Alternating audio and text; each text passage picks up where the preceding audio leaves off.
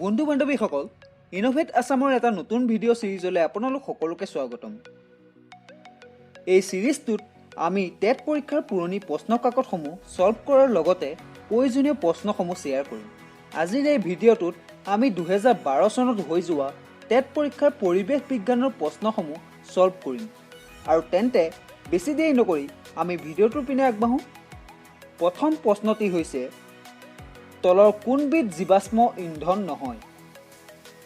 ক কয়লা, খ পেট্ৰল, গ ডিজেল আৰু ঘ জৈৱ ডিজেল।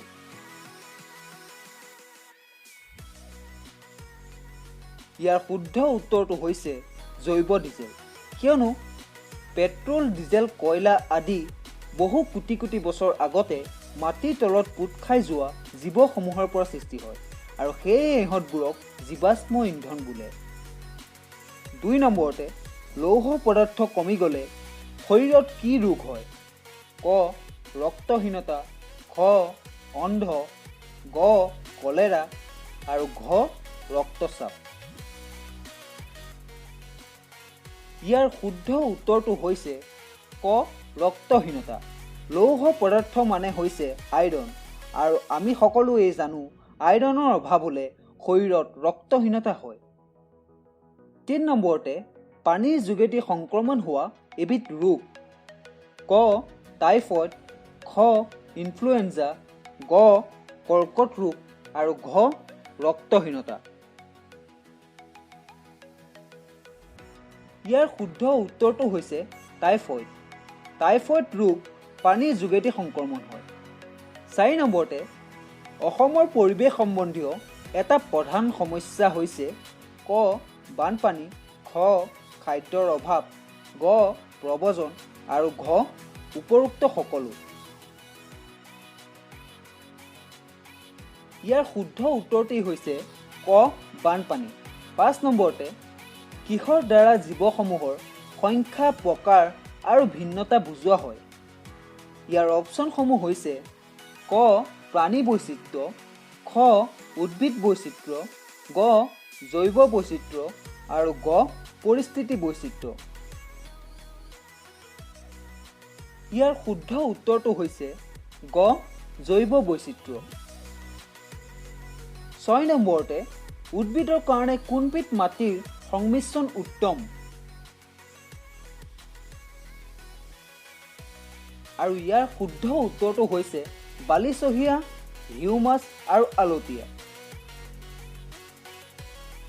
7 নম্বৰতে, কোন চনত পৰিৱেশ সুৰক্ষা আইন প্ৰৱৰ্তন কৰা হৈছিল? ইয়াৰ অপশ্যনসমূহ হৈছে ক 1983, খ 1980, গ 1988, ঘ 1981। আৰু ইয়াৰ শুদ্ধ উত্তৰটো হৈছে খ 1980। 8 নম্বৰতে, সেউজ গৃহ পৰিঘটনাৰ প্ৰধান কাৰণ কি? ইয়াৰ অপশ্যনসমূহ হৈছে ক বায়ু প্ৰদূষণ, খ জল প্ৰদূষণ, গ ভূমি প্ৰদূষণ আৰু ঘ পৰিৱেশ প্ৰদূষণ। ইয়াৰ শুদ্ধ উত্তৰটো হৈছে বায়ু প্ৰদূষণ।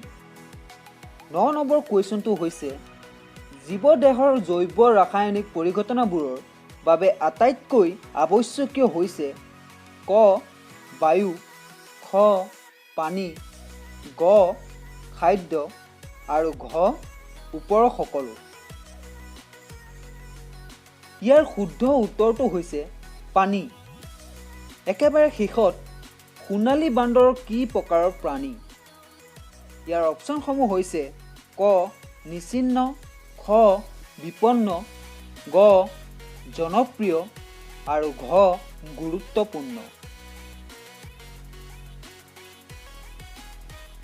ইয়াৰ শুদ্ধ উত্তৰটো হৈছে খ বিপন্ন।